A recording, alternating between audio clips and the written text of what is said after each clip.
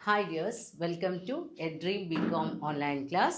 Today we are discussing BCOS 185 Entrepreneurship. Entrepreneurshipലെ first ബ്ലോക്കിലെ last chapter ആണ് unit 4 Entrepreneurial Competencies. We know that for each and every work we must have certain competencies. അല്ലേ, നമ്മൾക്ക് ഏതൊരു ജോലി ചെയ്യുകയാണെങ്കിലും അതിന് എന്ത് വേണം? നമ്മൾക്ക് അതിൻ്റെ ഒരു യോഗ്യത വേണം, അല്ലെങ്കിൽ കോമ്പീറ്റൻസി വേണം. ആ വർക്ക് പ്രോപ്പറായി പെർഫോം ചെയ്യാനുള്ള ഒരു കപ്പാസിറ്റി, അല്ലെങ്കിൽ അതിന് ആവശ്യമായ ഇൻഗ്രീഡിയൻസ് എന്തൊക്കെയാണോ അതെല്ലാം നമ്മൾക്ക് വേണം. അപ്പോൾ ഈ എൻ്റർപ്രണറിയൽ കോമ്പീറ്റൻസീസ് എന്ന് പറഞ്ഞു കഴിഞ്ഞാൽ ഫസ്റ്റ് യൂണിറ്റിലും സെക്കൻഡ് യൂണിറ്റിലും നമ്മൾ നോക്കിക്കഴിഞ്ഞതാണ്. ഒരു എൻ്റർപ്രണർ എന്ന് പറഞ്ഞു കഴിഞ്ഞാൽ അദ്ദേഹം അവസരങ്ങൾ തേടിപ്പിടിച്ച് പുതിയ പുതിയ ഓപ്പർച്യൂണിറ്റീസ് ഉണ്ടാക്കി, അതിൽ നിന്ന് പുതിയ ആശയങ്ങൾ ഉണ്ടാക്കി പുതിയ മോഡലിലുള്ള ബിസിനസ്സുകൾ കൈകാര്യം ചെയ്യുന്ന ആളുകളാണ് എൻ്റർപ്രണേഴ്സ്. അപ്പോൾ എൻ്റർപ്രണറിയൽ കോമ്പീറ്റൻസി എന്ന് പറയുമ്പോൾ ആ എൻ്റർപ്രണർക്ക് അദ്ദേഹത്തിൻ്റെ എൻ്റർപ്രണർഷിപ്പ് അത് ആ ഒബ്ജക്റ്റിലേക്ക് എത്തിക്കാൻ, അദ്ദേഹത്തിൻ്റെ വർക്ക് അല്ലെങ്കിൽ ആ ഒരു വർക്കിൻ്റെ രീതി അദ്ദേഹം ഉദ്ദേശിക്കുന്ന ഒബ്ജക്റ്റിലേക്ക് എത്തിക്കാൻ ആവശ്യമായ competency. So competency means skills, knowledge and attitudes that determines the efficiencies of your performance. ഒരു എൻ്റർപ്രൈസ് എന്ന് പറയുന്നതാണ് ഒരു എൻ്റർപ്രണറുടെ ബ്രെയിൻ ചൈൽഡാണ്. അദ്ദേഹത്തിൻ്റെ ആശയങ്ങളുടെ അല്ലെങ്കിൽ അദ്ദേഹം രൂപീകരിച്ച പുതിയ പുതിയ പ്രോസസ്സായിരിക്കാം, അല്ലെങ്കിൽ വേ ഓഫ് തിങ്കിങ് ആയിരിക്കാം. ആ ഒരു തോട്ടിൻ്റെ റിസൾട്ടായിട്ടാണ് ഒരു എൻ്റർപ്രൈസ് രൂപീകരിക്കപ്പെടുന്നത്. അപ്പോൾ ആ ഒരു എൻ്റർപ്രൈസ് ഒരു സക്സസ് ആയി മാറണമെങ്കിൽ അദ്ദേഹത്തിന് ആവശ്യമായ സ്കിൽസ്, നോളജ് ആൻഡ് ആറ്റിറ്റ്യൂഡ്, ഒരുപാട് കഴിവുകൾ വേണം. ആ മേഖലയെക്കുറിച്ച് വിശദമായ വിജ്ഞാനം വേണം. അതേപോലെ തന്നെ അതിനോടുള്ള മനോഭാവം, ആ വർക്ക് ഏറ്റെടുക്കുന്നതിലും അത് കംപ്ലീറ്റ് ചെയ്യുന്നതിലുമുള്ള ആ ഒരു ആറ്റിറ്റ്യൂഡ്, അതെല്ലാം കൂടെ കൂടിച്ചേർന്നാണ് ഒരാളുടെ പെർഫോമൻസിൻ്റെ സക്സസ് നിർണ്ണയിക്കുന്നത്. ഇപ്പോൾ എക്സാമ്പിൾ പറയുകയാണെങ്കിൽ ഒരു സംഗീത കച്ചേരി അല്ലെങ്കിൽ ഒരു ഗാനമേള എന്ന് വിചാരിക്കാം. ആ ഗാനമേളയുടെ സ്റ്റേജ്, അതിലെ ഡെക്കറേഷൻ, അതിന് ഉപയോഗിക്കുന്ന സൗണ്ട് സിസ്റ്റത്തിൻ്റെ ക്ലാരിറ്റി, അതുപോലെ ആ പാട്ട് പാടുന്ന വ്യക്തിയുടെ വോയിസ് എത്രമാത്രം മധുരമാർന്നതാണ് അദ്ദേഹത്തിൻ്റെ ശബ്ദം, പിന്നെ അവർ തിരഞ്ഞെടുക്കുന്ന പാട്ടുകൾ അത് അവർക്ക് കൃത്യമായി പാടി ഫലിപ്പിക്കാനുള്ള കഴിവ്, ഇതെല്ലാം കൂടെ കൂടി ചേരുമ്പോഴാണ് നമ്മൾക്കൊരു മ്യൂസിക് കൺസേർട്ട് വളരെ നല്ലതായിരുന്നു എന്ന് പറയാൻ കഴിയുന്നത്. അതുപോലെയാണ് എന്തൊരു വർക്കാണെങ്കിലും അതിനാവശ്യമായ കോമ്പീറ്റൻസീസ് കൃത്യമായി ഉള്ളവർക്ക് മാത്രമേ അതൊരു സക്സസ് ആക്കി മാറ്റാൻ കഴിയുകയുള്ളൂ. അപ്പോൾ എൻ്റർപ്രണറിയൽ കോമ്പീറ്റൻസീസ് എന്ന് പറയുന്ന ആ ടേമിനെ സ്റ്റൂഫ് ആൻഡ് ടിബാണ് ഡിഫൈൻ ചെയ്തിട്ടുള്ളത്. സ്റ്റൂഫ് 2005-ലും ടിബ് 1990-ലുമാണ് എൻ്റർപ്രണറിയൽ കോമ്പീറ്റൻസീസിനെ കുറിച്ച് എക്സ്പ്ലെയിൻ ചെയ്തിട്ടുള്ളത്. According to their opinion, it means an ability to perform certain tasks for which knowledge, skills, attitudes and motivation are necessary. അപ്പോൾ ഈ രണ്ട് ഓതേഴ്സിൻ്റെയും അഭിപ്രായത്തിൽ എൻ്റർപ്രണറിയൽ കോമ്പീറ്റൻസി എന്ന് പറഞ്ഞു കഴിഞ്ഞാൽ അത് എന്താണ്? It's an ability to perform certain task. ചില ജോലികൾ, ചില ടാസ്കുകൾ ചെയ്യാനുള്ള, പെർഫോം ചെയ്യാനുള്ള ഒരു കഴിവാണ് കോമ്പീറ്റൻസി. അപ്പോൾ ഈ ടാസ്കിനൊരു സ്പെഷ്യാലിറ്റി ഉണ്ട്. ആ ടാസ്കിൻ്റെ പ്രത്യേകത എന്താ പറയുന്നത്? ഫോർ വിച്ച്, എന്തിനാണോ, knowledge, skill, attitude and motivation R necessary. ആ ടാസ്കിന് എന്തെല്ലാം ആവശ്യമുണ്ട്? അറിവ്, നോളജ് ആവശ്യമാണ്, സ്കിൽസ്, പ്രത്യേക രീതിയിലുള്ള ശേഷികൾ അല്ലെങ്കിൽ അതിന് വേണ്ട ചില കഴിവുകൾ ആവശ്യമാണ്, ആറ്റിറ്റ്യൂഡ്, അതിനോടുള്ള ഒരു മനോഭാവം, പിന്നെ ആൻഡ് മോട്ടിവേഷൻ, പ്രചോദനം, വ്യത്യസ്ത രീതിയിലുള്ള പ്രചോദനങ്ങൾ, ഇതെല്ലാം ആവശ്യമായിട്ടുള്ള ഒരു ജോലി. ആ ജോലി ചെയ്യാനുള്ള നമ്മളുടെ എബിലിറ്റി, അതിനെയാണ് നമ്മൾ എന്ത് പറയുന്നത്? കോമ്പീറ്റൻസി എന്ന് പറയുന്നത്. അപ്പോൾ ഒരു എൻ്റർപ്രണർക്ക് വേണ്ട കോമ്പീറ്റൻസി എന്ന് പറയുമ്പോൾ എൻ്റർപ്രണറിയൽ ഫീൽഡിൽ ആവശ്യമായ ഐഡിയ ജനറേഷൻ, അതിന് വേണ്ട resource collection, resource allocation and management of resources, and at last earning profit. അത്രയും കാര്യങ്ങൾ എത്രമാത്രം പെർഫെക്ഷനോട് കൂടിയാണോ ചെയ്യേണ്ടത് ആ കാര്യങ്ങൾ ചെയ്യുവാനുള്ള knowledge, ability, skill and motivation ഇതെല്ലാം ഒരു എൻട്രപ്രണർക്ക് ഉണ്ടായിരിക്കണം. അതിനെയൊക്കെയാണ് നമ്മൾ എൻട്രപ്രണറിയൽ കോമ്പീറ്റൻസീസ് എന്നുള്ള ടേം കൊണ്ട് പൊതുവെ അർത്ഥമാക്കുന്നത്.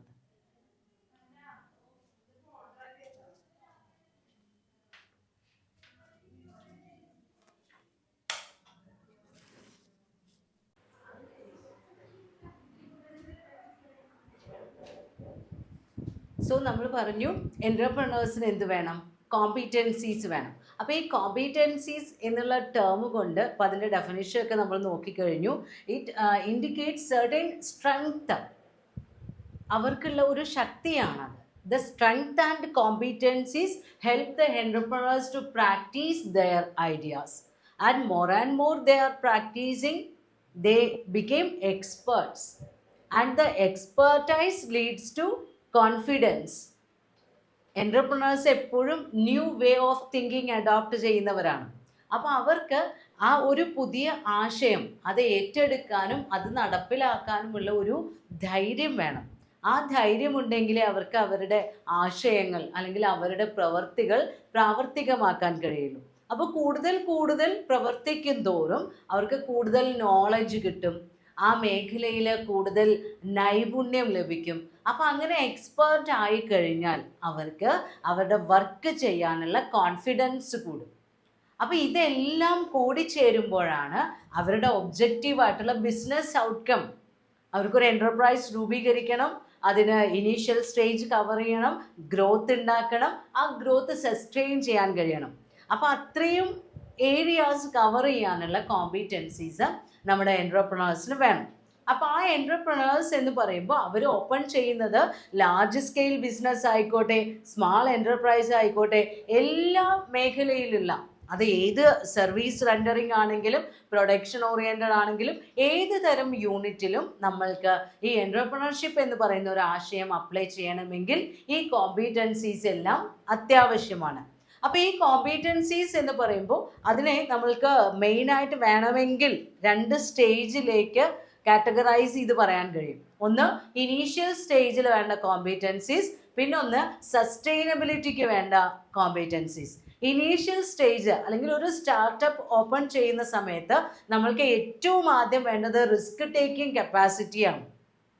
പുതിയൊരു ആശയം, പുതിയൊരു കൺസെപ്റ്റ് നമ്മളുടെ മൈൻഡിലുള്ള ഒരു കൺസെപ്റ്റ് റിയലൈസ് ചെയ്യുന്ന സമയത്ത് അവിടെ ഒരുപാട് അൺസർട്ടനിറ്റീസ് ഉണ്ടായിരിക്കും. അതെല്ലാം ഹാൻഡിൽ ചെയ്യാനുള്ള കപ്പാസിറ്റി വേണം. അതേപോലെ തന്നെ റിസ്ക് ടേക്കിങ്ങിനോടൊപ്പം negotiation, communication, need for achievement, ഇതെല്ലാം ആ ഇനീഷ്യൽ സ്റ്റേജിൽ നമ്മുടെ എൻട്രപ്രണർക്ക് ആവശ്യമായ മിനിമം കോമ്പീറ്റൻസിയാണ്. ദെൻ നമ്മൾ ആ ഇനീഷ്യൽ സ്റ്റേജ് കവർ ചെയ്ത് കഴിഞ്ഞു, നമുക്ക് മാർക്കറ്റ് ആക്സസ് ഉണ്ടായി, നമ്മൾക്ക് കസ്റ്റമേഴ്സ് ഉണ്ടാവാൻ തുടങ്ങി, നമ്മളൊരു ഗ്രോത്തിൻ്റെ സ്റ്റേജിലെത്തി.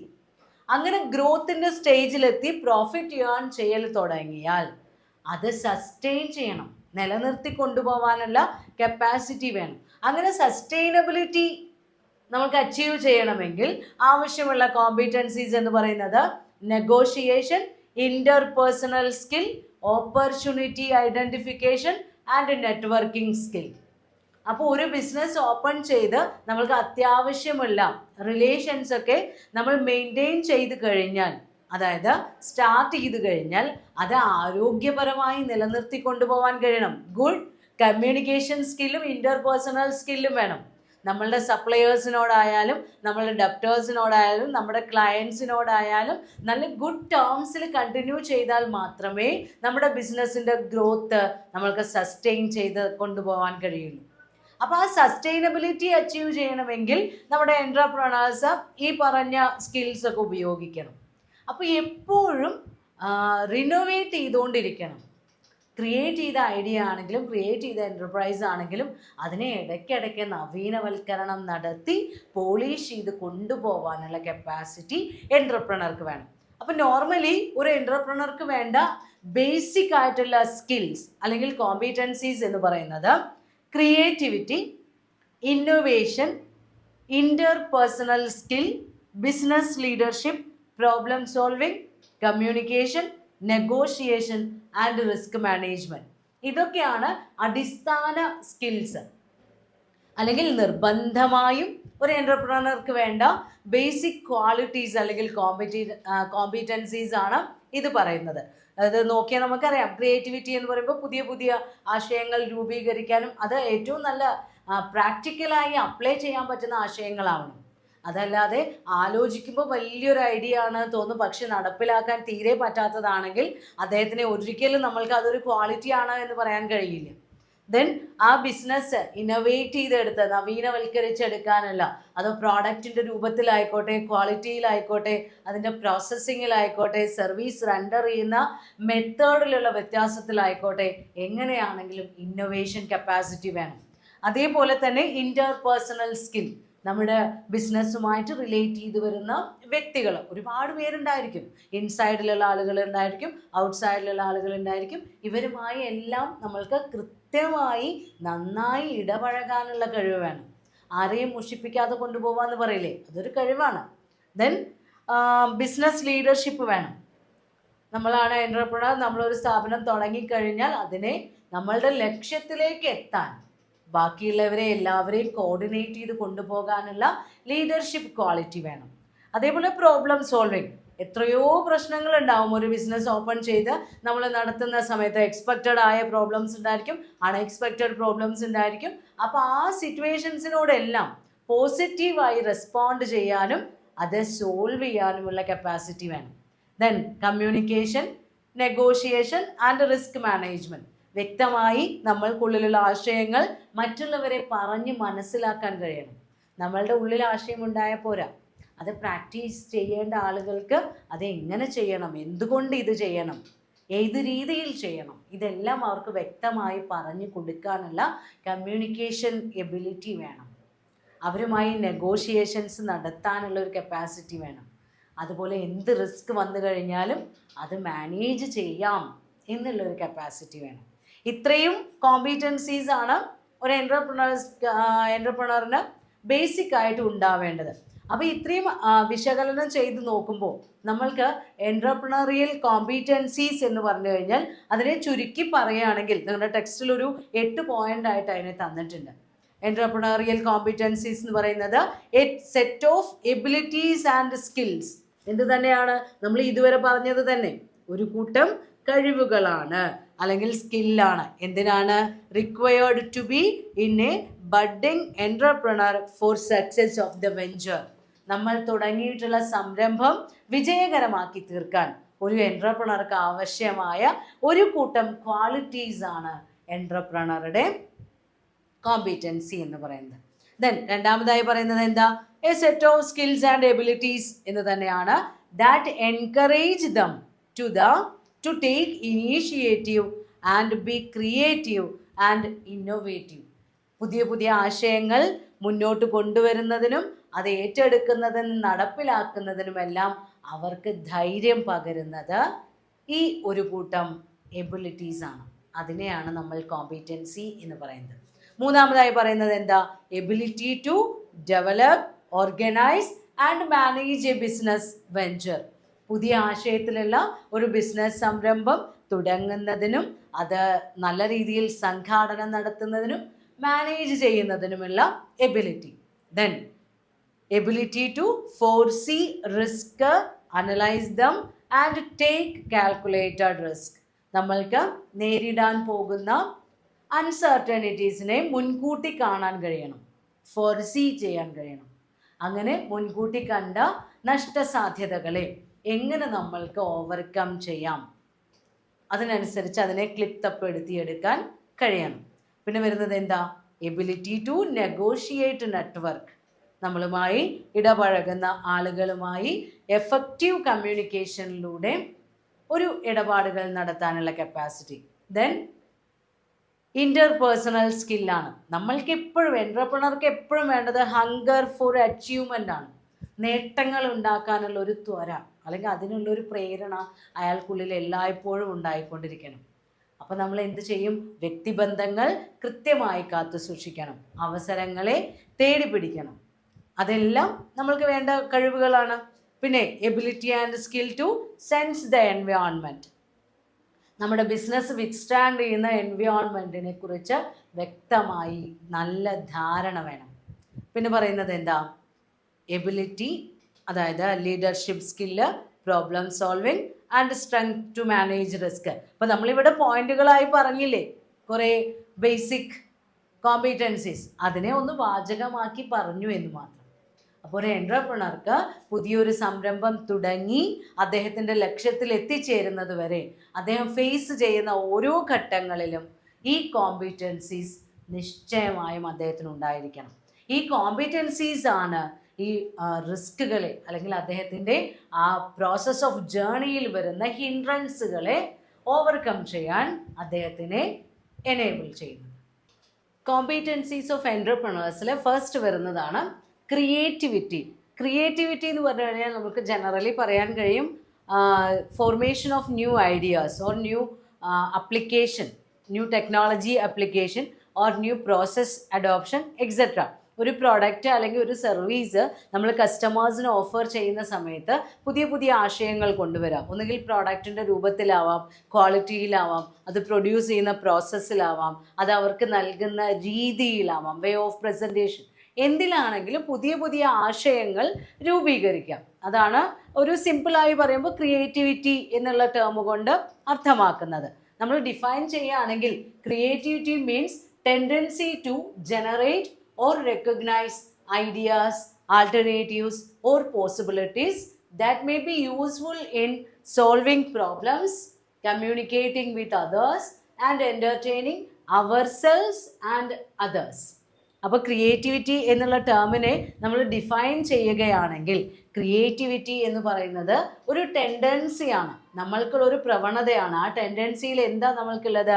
ടു ജനറേറ്റ് ഓർ റെക്കഗ്നൈസ്, ഒന്നുകിൽ പുതിയതായി ക്രിയേറ്റ് ചെയ്തെടുക്കുക, ജനറേറ്റ് ചെയ്തെടുക്കുക, അതല്ലെങ്കിൽ ഉള്ള പുതിയ ആശയങ്ങളെ റെക്കഗ്നൈസ് ചെയ്യുക, തിരിച്ചറിയാം. എന്തിനൊക്കെയാണ്? ഐഡിയാസ്, ആശയങ്ങളായിരിക്കാം, ആൾട്ടർനേറ്റീവ്സ്, പകരം ഉപയോഗിക്കാവുന്ന മറ്റു വഴികൾ എന്നൊക്കെ പറയില്ലേ, അങ്ങനെയുള്ള ആൾട്ടർനേറ്റീവ്സിനെ ആയിരിക്കാം, ഓർ പോസിബിലിറ്റീസ്, സാധ്യതകൾ. ഇവയെയൊക്കെ ഒന്നുകിൽ ജനറേറ്റ് ചെയ്തെടുക്കുക അല്ലെങ്കിൽ ഉള്ള കാര്യങ്ങളെ റെക്കഗ്നൈസ് ചെയ്തെടുക്കുക. That may be useful in solving problems. ഇതൊക്കെ എന്തിനാണ്? നമ്മൾ എന്തിനാണ് ഇങ്ങനെ ജനറേറ്റ് ചെയ്തെടുക്കുന്നത്? ഈ ഐഡിയാസും പോസിബിലിറ്റീസും ആൾട്ടർനേറ്റീവ്സും ഒക്കെ നമ്മൾക്ക് ഫേസ് ചെയ്യേണ്ടി വരുന്ന പ്രോബ്ലംസിനെ സോൾവ് ചെയ്യാൻ വേണ്ടിയിട്ട്, സോൾവിങ് പ്രോബ്ലംസ്. സോ ക്രിയേറ്റിവിറ്റിയിൽ പ്രോബ്ലം സോൾവിങ് ആണ് വരുന്നത്. നമ്മൾ ഫേസ് ചെയ്തുകൊണ്ടിരിക്കുന്ന, നമ്മുടെ ബിസിനസ് വെഞ്ചറിൽ ഫേസ് ചെയ്തുകൊണ്ടിരിക്കുന്ന പ്രോബ്ലംസിന് സൊല്യൂഷൻസ് കണ്ടുപിടിക്കാം. അതോടൊപ്പം തന്നെ കമ്മ്യൂണിക്കേറ്റിംഗ് വിത്ത് അതേഴ്സ്. ഇത് നമ്മൾ എന്ത് ചെയ്യണം? ഈ ഐഡിയാസിനെ കുറിച്ചും ആൾട്ടർനേറ്റീവ്സിനെ കുറിച്ചും പോസിബിലിറ്റീസിനെ കുറിച്ചും എല്ലാം മറ്റുള്ളവർക്ക് കമ്മ്യൂണിക്കേഷൻ നടത്തണം, ആശയവിനിമയം നടത്തണം. And entertaining ourselves and others. ഈ ക്രിയേറ്റിവിറ്റിയിലൂടെ ഒന്നുകിൽ നമ്മൾക്ക് എൻ്റർടൈൻമെൻറ്റ് ലഭിക്കണം, അതല്ലെങ്കിൽ മറ്റുള്ളവർക്ക് എന്തെങ്കിലും ഒരു എൻ്റർടൈൻമെൻറ്റ്, അവർക്ക് എന്തെങ്കിലും ഒരു നേട്ടം ഉണ്ടായിരിക്കണം. അപ്പോൾ ക്രിയേറ്റിവിറ്റി എന്ന് പറയുന്ന ഈ ബേസിക് കോമ്പീറ്റൻസിയിൽ വരുന്ന എലമെൻറ്റ്സ് എന്ന് പറയുന്നത് first one, generation and recognition of ideas. ഒന്നുകിൽ പുതിയ പുതിയ ആശയങ്ങൾ നമ്മളായിട്ട് കണ്ടുപിടിക്കുക, അതല്ലെങ്കിൽ അവൈലബിളായ ന്യൂ ഐഡിയാസിനെ മനസ്സിലാക്കിയെടുക്കുക, റെക്കഗ്നൈസ് ചെയ്തെടുക്കുക. രണ്ടാമതായി development of alternatives four solving the problem. നമ്മൾ ഫേസ് ചെയ്യുന്ന പ്രശ്നം എന്താണോ അതിനുള്ള പരിഹാരങ്ങൾ, ഒന്നിലധികം പരിഹാരങ്ങൾ നോക്കുക. ഒരു സൊല്യൂഷൻ മാത്രമല്ല ഒരു പ്രോബ്ലത്തിന് ഉണ്ടായിരിക്കുക, കുറേ ആൾട്ടർനേറ്റീവ്സ് അവൈലബിൾ ആയിരിക്കും. അപ്പോൾ അതെല്ലാം ആ ആൾട്ടർനേറ്റീവ്സ് ഒക്കെ വികസിപ്പിച്ചെടുക്കുക. ഈ പ്രോബ്ലം സോൾവ് ചെയ്യാൻ എന്തെല്ലാം ആൾട്ടർനേറ്റീവ്സ് നമ്മൾക്ക് ഉപയോഗിക്കാൻ കഴിയും എന്നുള്ള കാര്യം മനസ്സിലാക്കിയെടുക്കുക. മൂന്നാമതായി പറയുന്നത് കമ്മ്യൂണിക്കേഷൻ വിത്ത് അതേഴ്സ്. നമ്മൾ ഇത് മനസ്സിലാക്കിയെടുത്താൽ മാത്രം പോരാ, എന്ത് ചെയ്യണം? മറ്റുള്ളവരുമായി ഈ കാര്യങ്ങൾ കമ്മ്യൂണിക്കേറ്റ് ചെയ്യണം, ആശയവിനിമയം നടത്തണം. ദെൻ നാലാമതായി പറയുന്നത് entertaining ourselves or entertaining others. ഈ പുതിയ ഐഡിയാസോ ആൾട്ടർനേറ്റീവ്സോ പോസിബിലിറ്റീസോ എല്ലാം നമ്മൾ ജനറേറ്റ് ചെയ്ത് അല്ലെങ്കിൽ നമ്മളത് പ്രാക്ടീസ് ചെയ്ത് എടുക്കുന്നതിലൂടെ ഒന്നുകിൽ നമ്മൾക്ക് എൻ്റർടൈൻമെൻറ്റ് വേണം, അതല്ലെങ്കിൽ മറ്റുള്ളവർക്ക് എൻ്റർടൈൻമെൻറ്റ് ലഭ്യമാവണം. അപ്പോൾ ഒരുപാട് സ്ഥാപനങ്ങൾ, അത് ചെറിയ വെഞ്ചേഴ്സ് ആയിക്കോട്ടെ, വലിയ വെഞ്ചേഴ്സ് ആയിക്കോട്ടെ, ക്രിയേറ്റിവിറ്റിയിലൂടെ മാത്രമാണ് നിലനിൽക്കുന്നത്. അപ്പോൾ ഇന്നൊവേറ്റീവ് ടെക്നിക്സ് ഉപയോഗിക്കുന്ന, ടെക്നോളജി അഡോപ്റ്റ് ചെയ്യുന്ന വലിയ വലിയ ബിസിനസ് സ്ഥാപനങ്ങൾക്ക് നമ്മളുടെ കോമ്പറ്റേറ്റേഴ്സുമായി മത്സരിച്ച് അവർക്ക് മുന്നോട്ട് പോകാൻ അവരെ സഹായിക്കുന്നത് ഈ ക്രിയേറ്റിവിറ്റിയാണ്.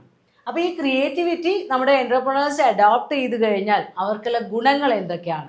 ബെനിഫിറ്റ്സ്. ഏറ്റവും ആദ്യമായി പറയുന്നത് ഇറ്റ് എനേബിൾസ് എഫിഷ്യൻറ്റ് മാനേജ്മെൻറ്റ്.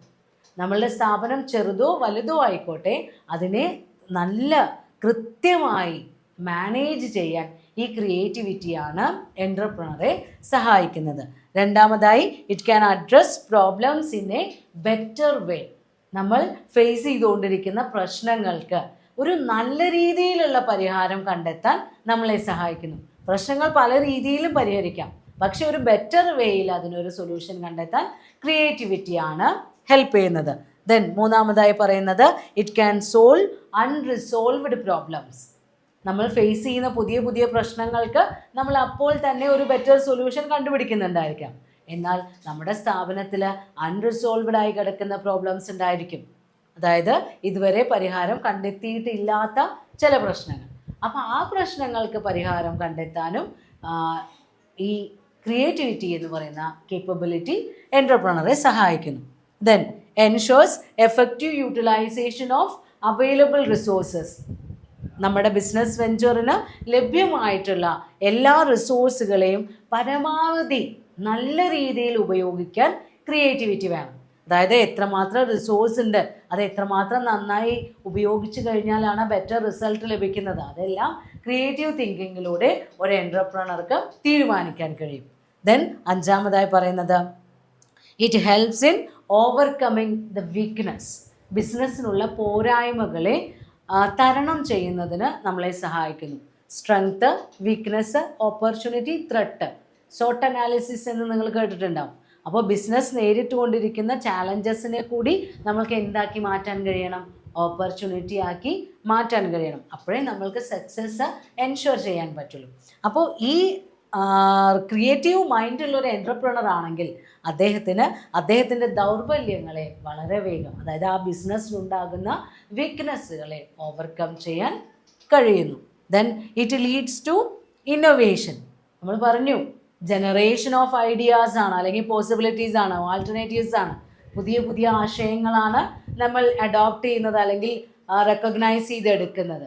ഈ പുതിയ പുതിയ ആശയങ്ങൾ നമ്മളെ എന്തിലേക്ക് എത്തിക്കുന്നു? ഇന്നൊവേഷൻ, നവീനവൽക്കരണത്തിലേക്ക് എത്തിക്കുന്നു. ദെൻ ലാസ്റ്റിൽ വരുന്നത് നമ്മൾ പറഞ്ഞു കഴിഞ്ഞു, കോമ്പറ്റേറ്റേഴ്സുമായി വിത്ത്സ്റ്റാൻഡ് ചെയ്യാൻ കഴിയുന്നു. നമ്മളെ പോലെയുള്ള ഒരുപാട് സ്ഥാപനങ്ങൾ മാർക്കറ്റിൽ നമ്മളുടെ ഓൺഗോയിങ് ആയിരിക്കും, നമ്മുടെ കൂടെ അവരും ബിസിനസ് ചെയ്തുകൊണ്ടിരിക്കുന്നുണ്ടായിരിക്കും. ചെറിയ ചില ആശയങ്ങളിലോ നമ്മുടെ പ്രാക്ടീസിലൊക്കെ വ്യത്യാസങ്ങൾ ഉണ്ടെങ്കിലും ഒരുപാട് കോമ്പറ്റേറ്റേഴ്സ് ഉണ്ടായിരിക്കും. അപ്പോൾ അവരുമായെല്ലാം മത്സരിച്ച് അതൊരു ആരോഗ്യപരമായ മത്സരമാക്കി അതിൽ നമ്മൾക്ക് നേട്ടം ഉണ്ടാക്കാൻ കഴിയണമെങ്കിൽ നമ്മൾക്ക് എന്ത് ചെയ്യാൻ കഴിയണം? ബെറ്റർ പ്രോബ്ലം സോൾവിങ് കപ്പാസിറ്റി വേണം, അതിന് ക്രിയേറ്റിവിറ്റി വേണം.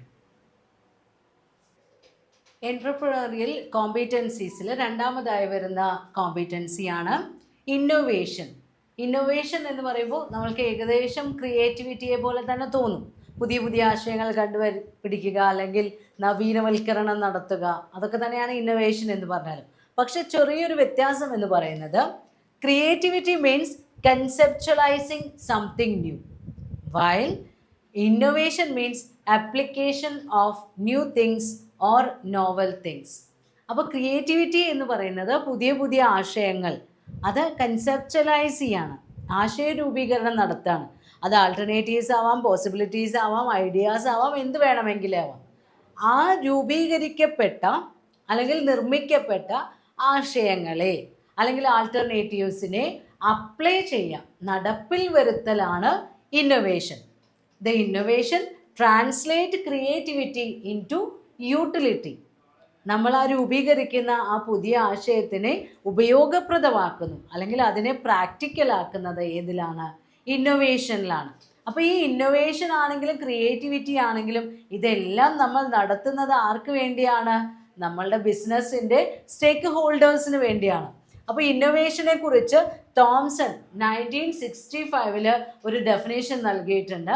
അദ്ദേഹത്തിൻ്റെ വ്യൂ പോയിന്റിൽ ഇന്നോവേഷൻ എന്ന് പറഞ്ഞു കഴിഞ്ഞാൽ generation, acceptance and implementation of new ideas, processes, product or service. അപ്പോൾ തോംസന്റെ അഭിപ്രായത്തിൽ ഇന്നോവേഷൻ എന്ന് പറയുന്നത് എന്താണ്? ജനറേഷൻ, ഒന്നുകിൽ രൂപീകരിച്ചെടുക്കുക, നിർമ്മിച്ചെടുക്കുക, ജനറേറ്റ് ചെയ്തെടുക്കുക, ഓർ ആക്സെപ്റ്റൻസ്, അല്ലെങ്കിൽ നമ്മൾ സ്വീകരിക്കുക. നമ്മളായിട്ട് ക്രിയേറ്റ് ചെയ്തതായിരിക്കില്ല, പുതിയ എന്തെങ്കിലും ആശയമോ പ്രോഡക്റ്റ് നമ്മൾ ആക്സെപ്റ്റ് ചെയ്യുക, സ്വീകരിക്കുക. ആൻഡ് ഇംപ്ലിമെൻറ്റേഷൻ, അത് നടപ്പിലാക്കുക. അപ്പോൾ രൂപീകരിച്ചെടുക്കണം, അതിനെ സ്വീകരിക്കണം, നടപ്പിൽ വരുത്തണം. Generation, acceptance and implementation. ഇപ്പോൾ പലതരത്തിലുള്ള പുതിയ ആശയങ്ങളും രൂപീകരിക്കപ്പെട്ടു എന്ന് വരാം, അതെല്ലാവരും സ്വീകരിച്ചോളണമെന്നില്ല. അപ്പോൾ പുതിയ ആശയങ്ങൾ ജനറേറ്റ് ചെയ്യണം, ആക്സെപ്റ്റ് ചെയ്യണം, അത് നടപ്പിൽ വരുത്തണം. ഓഫ് ന്യൂ ഐഡിയാസ്, ഒന്നുകിൽ പുതിയ ആശയങ്ങളാവാം, ഓർ പ്രോസസ്സസ്, പ്രക്രിയയാവാം, ഓർ പ്രോഡക്റ്റ് ആവാം, ഓർ സർവീസസ്. ഇതാണ് ഇന്നോവേഷൻ. അപ്പോൾ പുതിയ ആശയം, പുതിയ പ്രോഡക്റ്റ്, പുതിയ പ്രോസസ്സ്, പുതിയ സർവീസ്, ഇതിൻ്റെയൊക്കെ ജനറേറ്റ് ചെയ്യുക, ആക്സെപ്റ്റ് ചെയ്യുക ആൻഡ് ഇംപ്ലിമെൻറ്റ് ചെയ്യുക. അതാണ് ഇന്നോവേഷനിൽ വരുന്നത്. അപ്പോൾ ഈ ഇന്നോവേഷനിൽ നമ്മൾ ചെയ്യുന്ന ഈ പ്രോസസ്സുകളെല്ലാം ആർക്ക് ബെനിഫിറ്റ്സിന് വേണ്ടിയാണ്? നമ്മളുടെ സ്റ്റേക്ക് ഹോൾഡേഴ്സിന് ബെനിഫിഷ്യൽ ആവാൻ വേണ്ടിയാണ്. അപ്പോൾ ഈ ഇന്നോവേഷൻ എന്ന് പറയുന്ന പ്രോസസ്സിൽ നമ്മൾ ഫോളോ ചെയ്യുന്ന സ്റ്റെപ്പുകൾ, ഏറ്റവും ആദ്യമായി idea generalising or generation and mobilisation. ആശയം രൂപീകരിക്കുക, പുതിയ പ്രൊഡക്റ്റിനെ കുറിച്ചോ പ്രോസസ്സിനെ കുറിച്ചോ സർവീസിനെ കുറിച്ചോ ഉള്ള ആശയങ്ങൾ രൂപീകരിക്കുക, ഐഡിയ ജനറേഷൻ നടത്താം. ആൻഡ് മൊബിലൈസേഷൻ, സെക്കൻഡ് സ്റ്റെപ്പിൽ എന്താ ചെയ്യുന്നത്? Advocacy and screening. നമ്മൾ ഈ രൂപീകരിക്കപ്പെട്ട ആശയങ്ങളെ നമ്മൾ വ്യക്തമായി സ്ക്രീൻ ചെയ്യുന്നു. തേർഡ് സ്റ്റെപ്പിൽ എക്സ്പെരിമെൻറ്റേഷൻ, അത് പരീക്ഷണാടിസ്ഥാനത്തിൽ നടപ്പിലാക്കി നോക്കും. ഇത് പ്രാക്ടിക്കലാണോ, ഇംപ്ലിമെൻറ്റ് ചെയ്യാൻ പറ്റുമോ എന്നുള്ളത് ഒരു എക്സ്പെരിമെൻറ്റേഷൻ നടത്തും.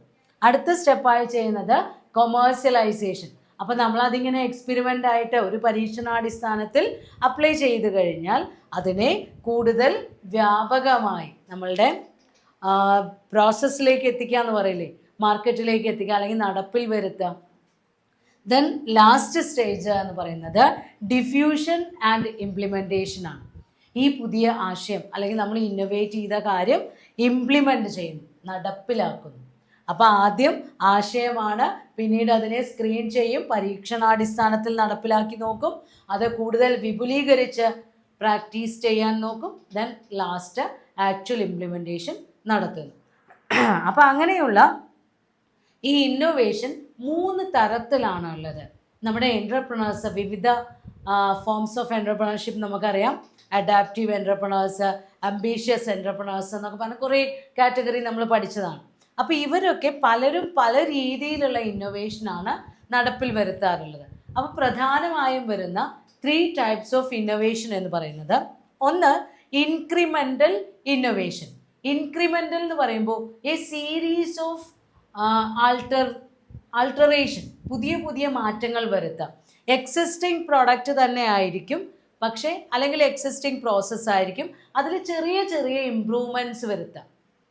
ചെറുതായി ഇങ്ങനെ നമ്മുടെ രീതികളിൽ മാറ്റം വരുത്തുന്ന ഇന്നോവേഷനാണ് നമ്മളുടെ അഡാപ്റ്റീവ് എൻ്റർപ്രണേഴ്സ് അഡോപ്റ്റ് ചെയ്യുന്ന ഇന്നോവേഷനാണ് ഇൻക്രിമെൻ്റൽ ഇന്നോവേഷൻ. ഘട്ടം ഘട്ടമായിട്ട് ചെറിയ തോതിലുള്ള നവീനവൽക്കരണം നടത്താം. എക്സിസ്റ്റിംഗ് പ്രോഡക്റ്റ് തന്നെ ആയിരിക്കും, അല്ലെങ്കിൽ എക്സിസ്റ്റിംഗ് പ്രോസസ്സിൽ തന്നെ മാറ്റങ്ങൾ വരുത്താം. രണ്ടാമതായി റാഡിക്കൽ ഇന്നോവേഷൻ, വിപ്ലവകരമായ മാറ്റം എന്നൊക്കെ പറയില്ലേ, റാഡിക്കൽ ചേഞ്ച് ഉണ്ടാക്കാം. ഇത് അംബീഷ്യസ് എൻ്റർപ്രണേഴ്സ് ആണ് ഇത് അഡോപ്റ്റ് ചെയ്യാറുള്ളത്. അവിടെ എക്സിസ്റ്റിംഗ് പ്രോഡക്റ്റ് ആർ ഡിസ്ട്രോയിഡ്. പുതിയൊരു രീതി ഇങ്ങോട്ട് വരുമ്പോൾ പഴയ രീതി പിന്തള്ളപ്പെടുന്നു, പഴയ രീതിയെ നമ്മൾ ഉപേക്ഷിക്കുന്നു. അങ്ങനെയുള്ള ഇന്നോവേഷനാണ് റാഡിക്കൽ ഇന്നോവേഷൻ. മൂന്നാമതായി പറയുന്നത് ഡിസ്റപ്റ്റീവ് ഇന്നോവേഷൻ. ഡിസ്റപ്റ്റീവ് എന്നൊക്കെ പറയുമ്പോൾ വിള്ളൽ ഉണ്ടാക്കുക, ഭിന്നിപ്പിക്കുക എന്നൊക്കെയാണ് അതിൻ്റെ അർത്ഥം. അപ്പോൾ ഈ ഡിസ്റപ്റ്റീവ് ഇന്നോവേഷൻ ആണെങ്കിൽ it replace adoption of existing solution. Problem സോൾവിങ്ങിന് നിലവിൽ നമ്മൾ സ്വീകരിച്ചു കൊണ്ടിരിക്കുന്ന സൊല്യൂഷൻസ് ഉണ്ടാവും, അതിനെ റീപ്ലേസ് ചെയ്യുന്നു, പകരം പുതിയ ഒരു സൊല്യൂഷൻ അഡോപ്റ്റ് ചെയ്യപ്പെടുന്നു. ഇപ്പോൾ ഇവിടെ നിലവിലുള്ള ആളുകൾക്ക് അവിടെ സസ്റ്റെയിൻ ചെയ്യണമെങ്കിൽ ഈ ഇന്നോവേഷൻ സ്വീകരിച്ചേ പറ്റൂ എന്നുള്ള ഒരു അവസ്ഥ വരും. ചില പുതിയ ടെക്നോളജിയൊക്കെ വരുമ്പോൾ പഴയ ടെക്നോളജി ഓട്ടോമാറ്റിക്കലി പിന്തള്ളപ്പെടും. നമ്മുടെ ഓഫ്സെറ്റ് പ്രസ്സുകളിലേക്ക് പണ്ടത്തെ അച്ചടി യന്ത്രവും ഇപ്പോഴത്തെ കമ്പ്യൂട്ടർ ജനറേറ്റഡ് ആയിട്ടുള്ള അച്ചടി യന്ത്രങ്ങളും തമ്മിലുള്ള വ്യത്യാസങ്ങൾ. അപ്പോൾ ആ ഫീൽഡിൽ നിലനിൽക്കണമെങ്കിൽ ആ മാറ്റം നമ്മൾ സ്വീകരിച്ചേ പറ്റൂ എന്നുള്ള രീതിയിൽ വരുന്ന ഇന്നോവേഷനാണ് ഡിസ്റപ്റ്റീവ് ഇന്നോവേഷൻ. അപ്പോൾ പ്രധാനമായും വരുന്ന 3 തരത്തിലുള്ള innovation: incremental, radical and disruptive. Then next topic എന്ന് പറയുന്നത് ബെനഫിറ്റ്സ് ആൻഡ് ചാലഞ്ചസ്. ഒരു ഇന്നോവേറ്റീവ് എൻ്റർപ്രണർ അദ്ദേഹം ഇന്നോവേഷൻ നടപ്പിലാക്കുന്ന സമയത്ത് അദ്ദേഹത്തിനുണ്ടാകുന്ന ബെനഫിറ്റ്സും അദ്ദേഹം ഫേസ് ചെയ്യേണ്ടി വരുന്ന ചാലഞ്ചസും. ബെനഫിറ്റ്സിൽ ഏറ്റവും ആദ്യമായി പറയുന്നത് it helps the entrepreneur to perform better in a competitive situation. വളരെയധികം മത്സരാധിഷ്ഠിതമായ ഒരു മാർക്കറ്റിൽ മറ്റുള്ള എൻ്റർപ്രണേഴ്സിനോടൊപ്പം മത്സരിച്ച് നിൽക്കാൻ ഇന്നോവേഷൻ നമ്മുടെ എൻ്റർപ്രണേഴ്സിനെ സഹായിക്കുന്നു. കാരണം നമ്മൾ നമ്മുടെ പ്രോഡക്റ്റ് അല്ലെങ്കിൽ സർവീസ് ഒരു പുതിയ രീതിയിലോ അല്ലെങ്കിൽ പുതിയ രൂപത്തിലോ ആണ് ഓഫർ ചെയ്യുന്നത്. അപ്പോൾ മറ്റ് കോമ്പറ്റേറ്റേഴ്സിനേക്കാൾ കൂടുതൽ നന്നായി ബിസിനസ് ആക്ടിവിറ്റീസിൽ പെർഫോം ചെയ്യാൻ നമ്മുടെ എൻ്റർപ്രണേഴ്സിനെ ഇന്നോവേഷൻ സഹായിക്കുന്നുണ്ട്. ദെൻ രണ്ടാമതായി പറയുന്നത് it helps to sustain in the competitive market. അപ്പോൾ ഇങ്ങനെയുള്ള ഈ മത്സരാധിഷ്ഠിതമായ മാർക്കറ്റിൽ നമ്മുടെ ബിസിനസ്സിന് ഒരു ഗ്രോത്ത് സ്റ്റേജിൽ തന്നെ നിലനിന്നു പോവാൻ ഇന്നോവേഷൻ സഹായിക്കുന്നുണ്ട്. ദെൻ മൂന്നാമതായി പറയുന്നത് it helps in differentiation. Innovation എന്ന് പറഞ്ഞു കഴിഞ്ഞാൽ നമ്മൾ പറഞ്ഞു നമ്മളുടെ പ്രോഡക്ട്സ് അല്ലെങ്കിൽ നമ്മൾ ഓഫർ ചെയ്യുന്ന സർവീസ് മറ്റുള്ളവരിൽ നിന്ന് ഡിഫറൻ്റ് ആയിട്ടാണ് നമ്മൾ നൽകുന്നത്, വ്യത്യസ്തമായ രീതിയിലാണ് നമ്മൾ ഓഫർ ചെയ്യുന്നത്. അപ്പോൾ ഈ ഡിഫറൻഷിയേഷൻ നമ്മൾക്ക് കൂടുതൽ മറ്റുള്ളവരെക്കാൾ കൂടുതൽ ബിസിനസ് ഓപ്പർച്യൂണിറ്റീസ് ഓഫർ ചെയ്യുന്നു. Then to sustain in global market. ഇന്ന് നമ്മൾക്കറിയാം LPG പോളിസിയൊക്കെ അഡോപ്റ്റ് ചെയ്തതിന് ശേഷം ലിബറലൈസേഷൻ, പ്രൈവറ്റൈസേഷൻ, ഗ്ലോബലൈസേഷൻ, ഇതിന് ശേഷം ബിസിനസ് എൻ്റർപ്രണേഴ്സിന് ഒരുപാട് ഓപ്പർച്യൂണിറ്റീസാണ് മുന്നിൽ തുറന്നു കിട്ടുന്നത്. അതേപോലെ തന്നെ അത്രയും മത്സരം ഉണ്ടായിരിക്കും. അപ്പോൾ അങ്ങനെയുള്ളൊരു ഗ്ലോബൽ മാർക്കറ്റിൽ പിടിച്ചു നിൽക്കാൻ നമ്മുടെ എൻ്റർപ്രണേഴ്സിന് ഇന്നോവേഷൻ എന്തായാലും നടപ്പിലാക്കിയേ പറ്റും. ദെൻ അടുത്തതായി പറയുന്നത് എൻഷുർ സ്മൂത്ത് റണ്ണിങ്. നമ്മുടെ ബിസിനസ്സിൻ്റെ വളരെ സുഗമമായ നടത്തിപ്പിന് ഇന്നോവേഷൻ നമ്മളെ സഹായിക്കുന്നുണ്ട്. ദെൻ ലാസ്റ്റിൽ പറയുന്നത് it helps the entrepreneur to satisfy changing needs of customers. നമ്മുടെ കസ്റ്റമേഴ്സിൻ്റെ മാറി വരുന്ന ഡിമാൻഡുകൾ അല്ലെങ്കിൽ അവരുടെ നീഡ്സിനെ സാറ്റിസ്ഫൈ ചെയ്യാൻ ഈ ഇന്നോവേഷൻ നമ്മളെ സഹായിക്കുന്നു. നമ്മൾക്ക് തന്നെ അറിയാം, സ്ഥിരമായ ഒരു പ്രോഡക്റ്റ് ഉപയോഗിച്ചുകൊണ്ടിരിക്കുമ്പോൾ ആ പ്രോഡക്റ്റിൽ തന്നെ ഒരു ചെറിയ പുതുമ വരുന്ന സമയത്ത് നമുക്കൊരു എക്സൈറ്റ്മെൻറ്റ് ഉണ്ടായിരിക്കും അത് വാങ്ങി ഉപയോഗിക്കാൻ. പിന്നെ കസ്റ്റമേഴ്സിൻ്റെ നീഡ്സ് ആൻഡ് വാണ്ട്സ് എന്ന് പറയുന്നത് പെർ സെക്കൻഡ്സ് മാറിക്കൊണ്ടിരിക്കുന്നതാണ്. അപ്പോൾ ഈ എവർ ചേഞ്ചിങ് ആയിട്ടുള്ള കസ്റ്റമേഴ്സിൻ്റെ നീഡ്സ് ആൻഡ് പ്രിഫറൻസിനെ സാറ്റിസ്ഫൈ ചെയ്യാൻ ഈ ഇന്നോവേഷനാണ് നമ്മുടെ എൻ്റർപ്രണേഴ്സിനെ സഹായിക്കുന്നത്. അപ്പോൾ ഇത്രയൊക്കെ ഗുണങ്ങളുണ്ട്. അതോടൊപ്പം തന്നെ എൻ്റർപ്രണേഴ്സ് ഫേസ് ചെയ്യുന്ന കുറേ ചാലഞ്ചസുമുണ്ട്. ഈ ഇന്നോവേഷൻ എന്ന് പറയുന്ന ഒരു കോമ്പീറ്റൻസി നമ്മൾ അഡോപ്റ്റ് ചെയ്യുകയാണെങ്കിൽ അതിൽ ഏറ്റവും ആദ്യം വരുന്നത് എന്താ? Technological failure. പുതിയ ടെക്നോളജീസ് വരുമ്പോൾ ആ ടെക്നോളജീസ് അഡോപ്റ്റ് ചെയ്യുമ്പോൾ മാത്രമാണ് നമ്മൾക്ക് ഇന്നോവേറ്റീവ് സ്റ്റൈല് അഡോപ്റ്റ് ചെയ്യാൻ കഴിയുക. അപ്പോൾ ഈ പുതിയ ടെക്നോളജി ഇടയ്ക്കിടയ്ക്ക് ഇങ്ങനെ നമ്മൾക്ക് അപ്ലൈ ചെയ്യണമെങ്കിൽ അത് അഫോർഡബിൾ ആയിക്കൊണ്ടിരിക്കണമെന്നില്ല. രണ്ടാമതായി അത് തന്നെയാണ് പറയുന്നത് ഫിനാൻഷ്യൽ ബേർഡൻ. പുതിയ ടെക്നോളജീസ് അഡോപ്റ്റ് ചെയ്യുക അല്ലെങ്കിൽ പുതിയ രീതികൾ വരുത്തുക, നമ്മുടെ സ്ഥാപനത്തിൽ പുതിയ റിനോവേഷൻസ് നടത്തുക, അതിനൊക്കെ ധാരാളം പൈസ വേണം. അപ്പോൾ സാമ്പത്തികപരമായി ഒരു ഭാരം തന്നെയാണ് ഇന്നോവേഷൻ എൻ്റർപ്രണേഴ്സിന് നൽകുന്നത്. ദെൻ മൂന്നാമതായി പറയുന്നത് മാർക്കറ്റ് ഫെയിലർ. അപ്പോൾ നമ്മൾക്ക് പുതിയ രീതിയിലുള്ള പ്രോഡക്ട്സ് നമ്മൾ മാർക്കറ്റിലേക്ക് എത്തിക്കുമ്പോൾ ഒരുപാട് ട്രയൽസ് ഒക്കെ നടത്തേണ്ടി വരും. കസ്റ്റമേഴ്സിന് ആ പ്രൊഡക്റ്റൊക്കെ ആദ്യം കുറേ ഫ്രീ ആയി കൊടുക്കേണ്ടി വരും, അല്ലെങ്കിൽ ഡിസ്കൗണ്ടിൽ കൊടുക്കേണ്ടി വരും, അല്ലെങ്കിൽ പുതിയ ഇൻട്രൊഡക്ഷൻ ഓഫർ എന്നൊക്കെ പറഞ്ഞ് കുറേ ഓഫറുകളൊക്കെ നൽകേണ്ടി വരും. അപ്പം നമ്മൾക്ക് ഒരുപാട് വളരെ ബുദ്ധിമുട്ടുള്ള ഘട്ടങ്ങൾ നടന്ന് അത് പ്രോസസ്സിലൂടെ പോയി കഴിഞ്ഞാൽ മാത്രമേ ഇന്നൊവേഷൻ ഇംപ്ലിമെൻറ്റ് ചെയ്യാൻ പറ്റുള്ളൂ.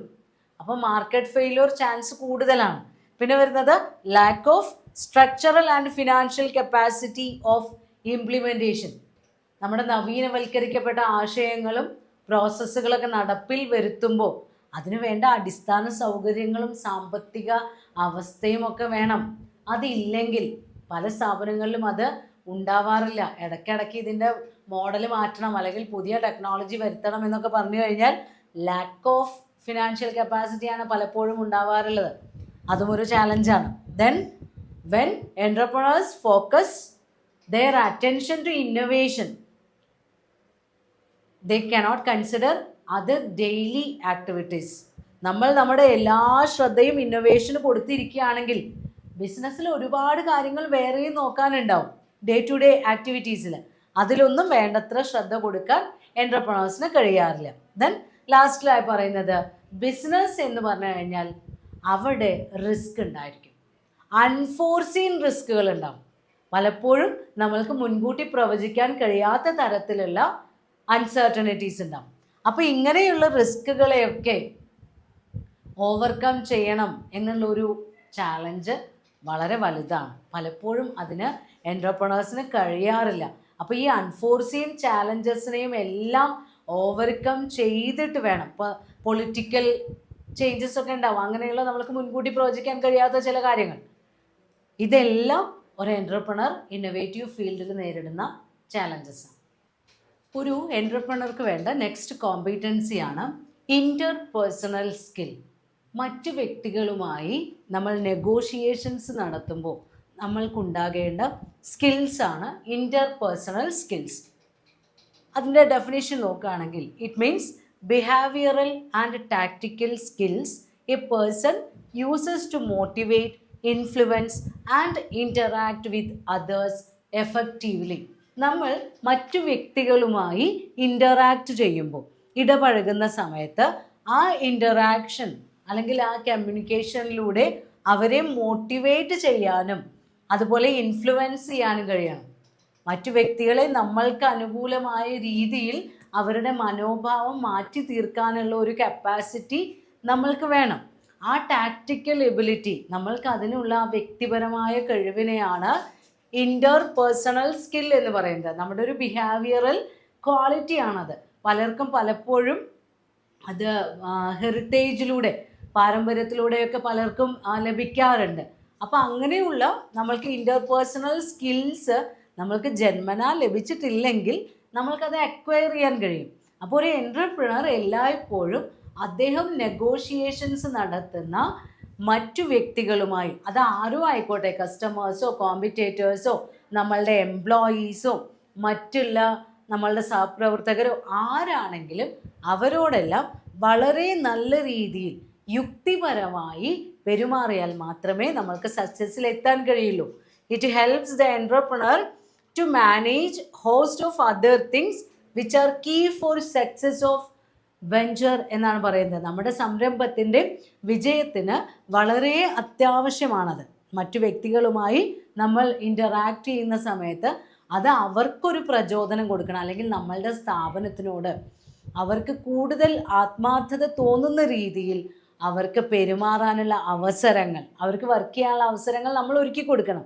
അതിന് നല്ല രീതിയിലുള്ള കമ്മ്യൂണിക്കേഷനും നല്ല രീതിയിലുള്ള നെഗോഷിയേഷനും നടക്കണം. അപ്പോൾ ഈ ഇൻ്റർ പേഴ്സണൽ സ്കില്ലിൽ ഒരു എൻ്റർപ്രണർക്ക് വേണ്ട ബേസിക് ക്വാളിറ്റീസ് എന്ന് പറയുന്നത്, ഒന്ന് കോൺഫ്ലിക്റ്റ് റെസൊല്യൂഷൻ, തർക്കങ്ങളെ സമന്വയത്തിൽ എത്തിക്കാനുള്ള കഴിവ്. ദെൻ എംപതി, മറ്റൊരാളുടെ സിറ്റുവേഷൻ മനസ്സിലാക്കി അതിനനുസരിച്ച് പെരുമാറാനുള്ള കഴിവ്. പോസിറ്റീവ് കമ്മ്യൂണിക്കേഷൻ, ആശയവിനിമയം നടത്തുമ്പോൾ അതെപ്പോഴും പോസിറ്റീവായ രീതിയിലായിരിക്കണം, അല്ലാതെ മറ്റുള്ളവരെ വേദനിപ്പിക്കുന്ന തരത്തിലോ അവരെ അടിച്ചമർത്തുന്ന രീതിയിലോ ഉള്ള കമ്മ്യൂണിക്കേഷൻ അല്ല നമ്മൾ ഉപയോഗിക്കേണ്ടത്. ദെൻ ആക്റ്റീവ് ലിസണിങ്, കൃത്യമായി മറ്റുള്ളവരെ ശ്രദ്ധിക്കാനുള്ള കപ്പാസിറ്റി വേണം. അഡാപ്റ്റബിലിറ്റി, മാറ്റങ്ങൾ സ്വീകരിക്കാനുള്ള മനസ്ഥിതി വേണം. കോൺഫിഡൻസ്, നമ്മൾക്ക് അവരോട് കാര്യങ്ങൾ വിശദീകരിക്കുന്ന സമയത്ത് ആ കാര്യത്തെക്കുറിച്ച് നമ്മൾ കോൺഫിഡൻ്റ് ആയിരിക്കണം. നമ്മൾ എക്സ്പ്ലെയിൻ ചെയ്യുന്നത് എന്താണോ, അവരോട് പറഞ്ഞു കൊടുക്കുന്നത് എന്താണോ, അത് വ്യക്തമായ ഐഡിയയായി വാചകങ്ങളിലൂടെ എക്സ്പ്രസ് ചെയ്യാൻ കഴിയണം. പേഷ്യൻസ്, ക്ഷമ വേണം, നല്ല ക്ഷമ വേണം. Then collaboration or team work, ഒരു ടീമിനെ ലക്ഷ്യത്തിലേക്ക് എത്തിക്കണമെങ്കിൽ ആ ടീമിലുള്ള എല്ലാവരോടും ഒരേപോലെയുള്ള പരിഗണനയോടെ ഒരു ടീം വർക്കായി ലീഡ് ചെയ്യാൻ കഴിയണം. ദെൻ ഫ്ലെക്സിബിലിറ്റി, ആവശ്യമുള്ള സമയത്ത് നമ്മുടെ പ്രവർത്തനങ്ങളിൽ മാറ്റങ്ങൾ സ്വീകരിക്കാൻ കഴിയണം. ഡിപ്ലോമസി, ആശയപരമായി നമുക്ക് കുറച്ച് ഡിപ്ലോമസിയൊക്കെ വേണം, കുറച്ച് എത്തിക്സ് ബേസ്ഡ് ആയിട്ടുള്ള പ്രവർത്തനങ്ങളൊക്കെ ഫോളോ ചെയ്യണം. അപ്പോൾ ഇങ്ങനെയുള്ള ഒരുപാട് ഗുണങ്ങൾ പേഴ്സണൽ സ്കില്ലിൽ മറ്റ് വ്യക്തികളുമായി ഇടപഴകുന്ന സമയത്ത് ഒരു എൻട്രപ്രണർ ഫോളോ ചെയ്യേണ്ടതായിട്ടുണ്ട്. ഇങ്ങനെയുള്ള ഗുണങ്ങളെല്ലാം അദ്ദേഹം ഫോളോ ചെയ്തു കഴിഞ്ഞാൽ അവർക്കുണ്ടാകുന്ന നേട്ടം എന്ന് പറയുന്നത്, ഒന്ന്, പെർസ്വേഡ് സ്റ്റേക്ക് ഹോൾഡേഴ്സ്. നമ്മൾക്ക് വ്യത്യസ്തരായ സ്റ്റേക്ക് ഹോൾഡേഴ്സ് ഉണ്ടെന്ന് നമ്മൾ പറഞ്ഞു. കസ്റ്റമേഴ്സ് ആയിരിക്കാം, നമ്മളുടെ മറ്റുള്ള എംപ്ലോയീസ് ആയിരിക്കാം, കോമ്പറ്റേറ്റേഴ്സ് ആയിരിക്കാം, സപ്ലയേഴ്സ് ആയിരിക്കാം, ക്രെഡിറ്റേഴ്സ്, ഡെപ്റ്റേഴ്സ്, അങ്ങനെ ഒരുപാട് പേഴ്സൺസ് ഉണ്ട്. അപ്പോൾ അങ്ങനെയുള്ള സ്റ്റേക്ക് ഹോൾഡേഴ്സിനെ അവരെ കൃത്യമായി ഫോളോ അപ്പ് ചെയ്യാൻ കഴിയണം, അവരുമായി ഗുഡ് റിലേഷൻ മെയിൻറ്റെയിൻ ചെയ്യാൻ കഴിയണം. ദെൻ രണ്ടാമതായി പറയുന്നത് identify and hire right people.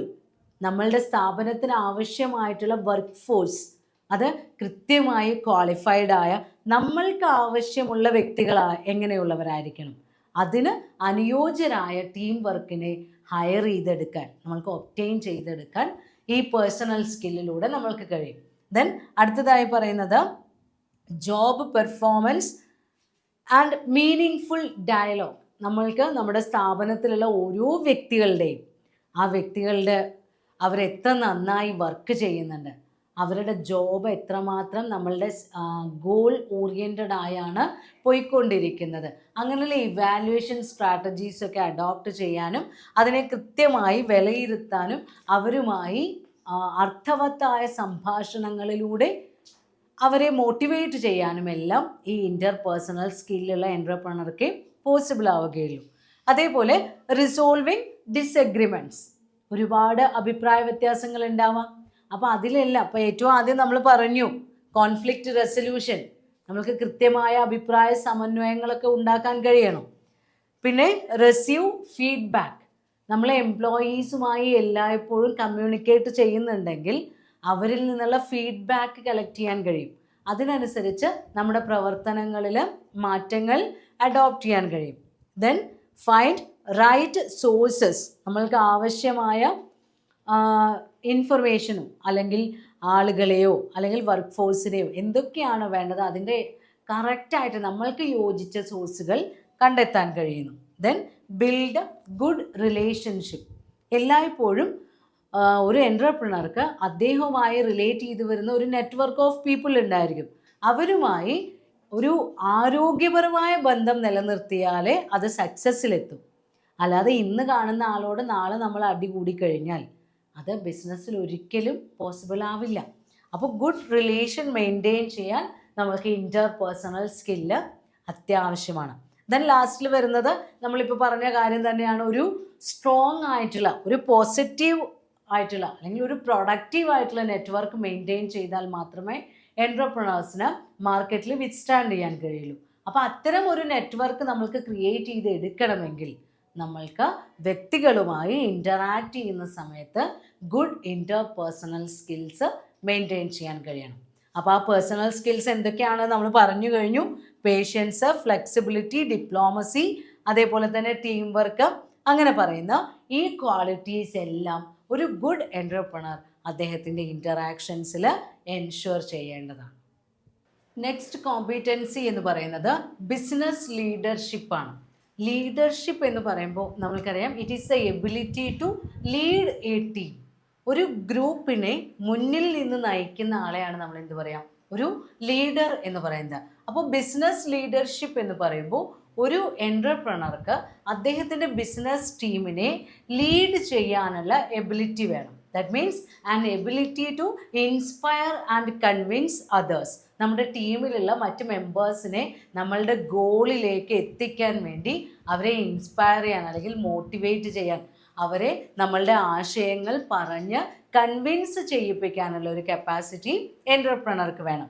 അപ്പോൾ ഈ എബിലിറ്റി എന്ന് പറയുന്നത് അദ്ദേഹത്തിൻ്റെ പേഴ്സണൽ ബിഹേവിയറിൽ ഉണ്ടാവേണ്ട ഒരു ക്വാളിറ്റിയാണ്. അതിൻ്റെ ബേസിക് എലമെൻറ്റ്സ് എന്ന് പറയുന്നത് ഇറ്റ്സ് എ കണ്ടിന്യൂസ് പ്രോസസ്സ്. ഒരു ബിസിനസ് ലീഡർഷിപ്പ് എന്ന് പറയുമ്പോൾ ആ ബിസിനസ് തുടങ്ങുന്ന സമയത്ത് മാത്രം കാണിച്ചാൽ പോരാ, തുടർച്ചയായി ആ ബിസിനസ്സിൻ്റെ സക്സസ് എത്തിയാലും തുടരേണ്ട ഒരു പ്രക്രിയയാണ് ഈ ലീഡർഷിപ്പ്. ദെൻ രണ്ടാമതായി പറയുന്നത് the quality of leadership depends on the quality of his own behaviour.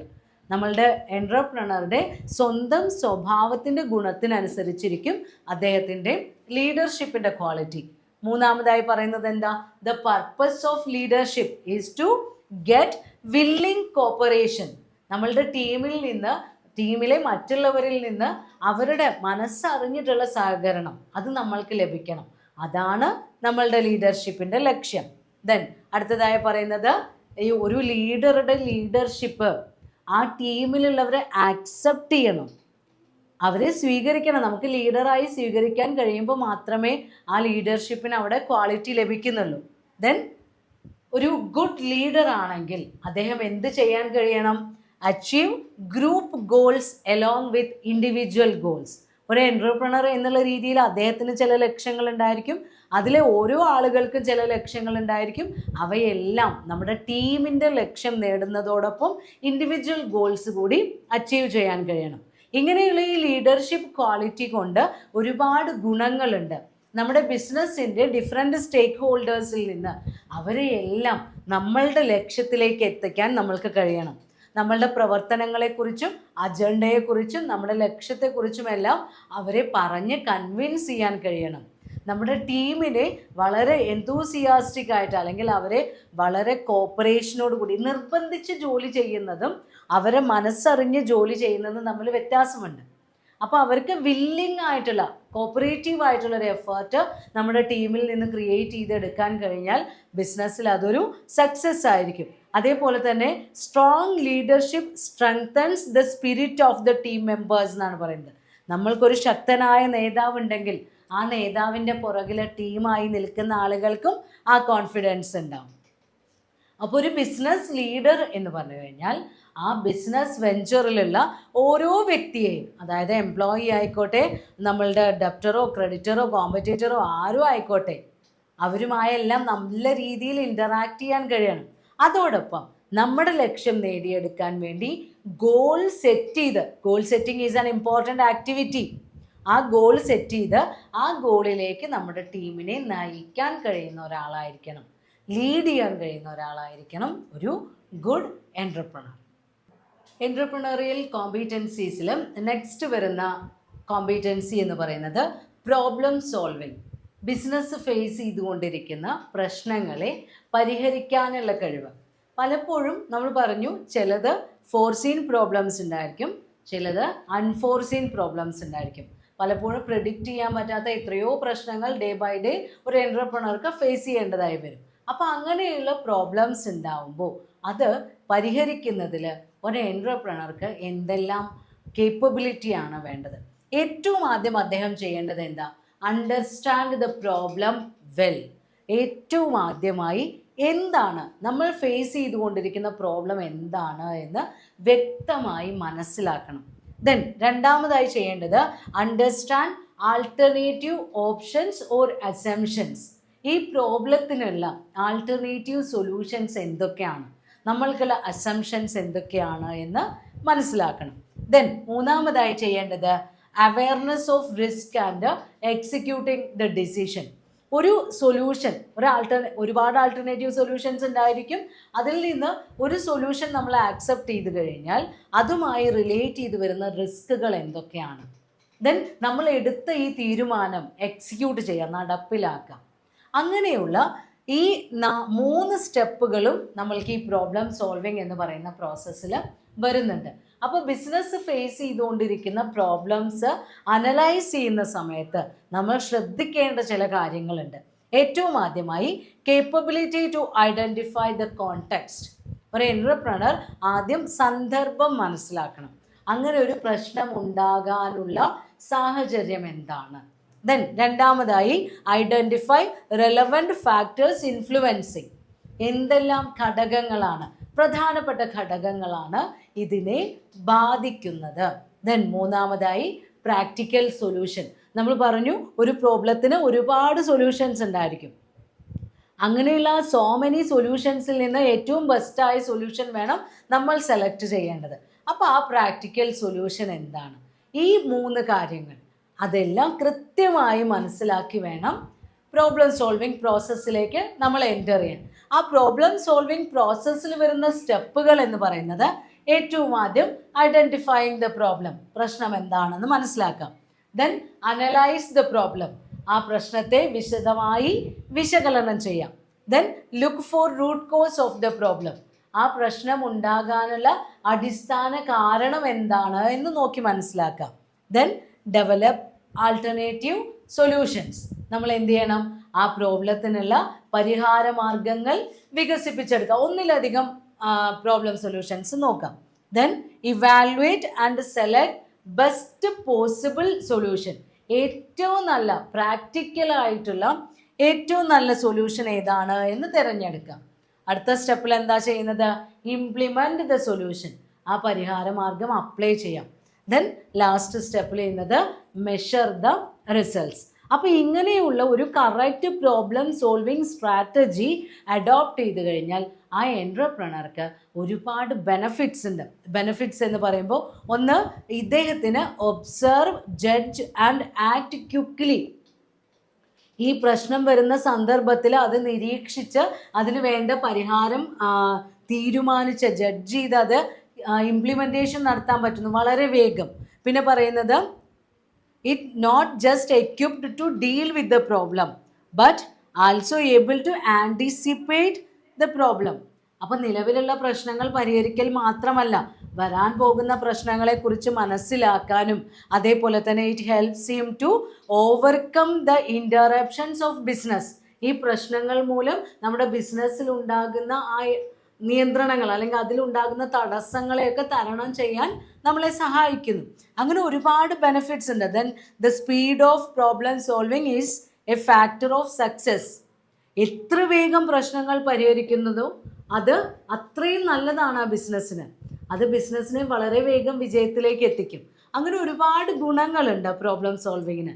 അതോടൊപ്പം തന്നെ ഈ പ്രോബ്ലം സോൾവിങ് എന്ന പ്രോസസ്സ് ഫേസ് ചെയ്യുന്ന ഒരുപാട് ചാലഞ്ചസും ഉണ്ട്. അതിൽ പറയുന്നുണ്ട്, first one, need for understanding the large picture and micro level understanding. ഒരു ഡിസിഷൻ എടുക്കുമ്പോൾ, ഒരു പ്രശ്നത്തെക്കുറിച്ച് മനസ്സിലാക്കുമ്പോൾ അതിൻ്റെ വ്യാപകമായിട്ടുള്ള ചുറ്റുപാടുകളെക്കുറിച്ചും അതിൻ്റെ തൊട്ടടുത്തുള്ള, അതായത് ഷോർട്ട് റിസൾട്ട്സ് എന്നൊക്കെ പറയില്ലേ, അങ്ങനെയുള്ള മൈക്രോ ലെവലിനെ കുറിച്ചും വ്യക്തമായി മനസ്സിലാക്കി വേണം തീരുമാനങ്ങൾ എടുക്കാൻ. അതുപോലെ തന്നെ നമ്മൾക്ക് അവൈലബിളായ കേപ്പബിലിറ്റീസിനെ കുറിച്ച് കൃത്യമായ നോളജ് വേണം.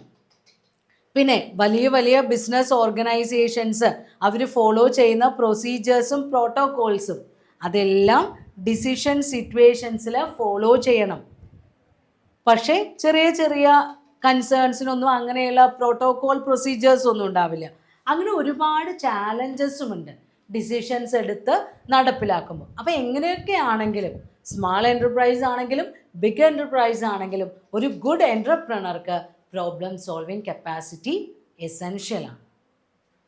ദെൻ എൻ്റർപ്രണറിയൽ കോമ്പീറ്റൻസീസിൽ അടുത്തതായി വരുന്ന 2 കോമ്പീറ്റൻസിയാണ് കമ്മ്യൂണിക്കേഷൻ ആൻഡ് നെഗോഷിയേഷൻ.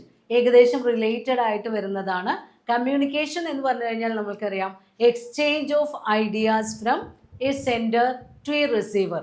ഒരാൾ അദ്ദേഹത്തിൻ്റെ ഉള്ളിലുള്ള ആശയങ്ങൾ വേറൊരു വ്യക്തിക്ക് പറഞ്ഞു കൊടുക്കുക. ഒരു സെൻഡറിൽ നിന്ന് റിസീവറിലേക്ക് ഐഡിയാസ് പാസ് ചെയ്യുന്ന ആ ഒരു ഫ്ലോ ആണ് കമ്മ്യൂണിക്കേഷൻ. അപ്പോൾ ഈ കമ്മ്യൂണിക്കേഷൻ നടത്തുന്ന സമയത്ത് ഒരു എൻ്റർപ്രണർ ആ കമ്മ്യൂണിക്കേഷൻ ആരുമായിട്ടോ ആവാം, അത് അദ്ദേഹത്തിൻ്റെ ഇൻവെസ്റ്റേഴ്സുമായിട്ടായിരിക്കാം, ക്ലയൻസുമായിട്ടായിരിക്കാം, ടീം മെമ്പേഴ്സായിട്ടായിരിക്കാം, അല്ലെങ്കിൽ മാർക്കറ്റ് റിലേറ്റഡ് ആയിരിക്കാം. എങ്ങനെയാണെങ്കിലും ആ കമ്മ്യൂണിക്കേഷൻ എന്ന് പറയുന്നത് ഒരു പോസിറ്റീവ് മാനറിലുള്ളതായിരിക്കണം. അപ്പോൾ ആ കമ്മ്യൂണിക്കേഷൻ 1-to-1 കമ്മ്യൂണിക്കേഷൻ ആവാം, അല്ലെങ്കിൽ കമ്മ്യൂണിക്കേഷൻ ടു എ ഗ്രൂപ്പ് ആവാം. ഒന്നുകിൽ നേരിട്ടിട്ട് 1-2 വ്യക്തികൾ പരസ്പരം സംസാരിക്കാം, അതല്ലെങ്കിൽ നമ്മളുടെ എൻ്റർപ്രണർ ഒരു ഗ്രൂപ്പിനോട് കമ്മ്യൂണിക്കേറ്റ് ചെയ്യാം.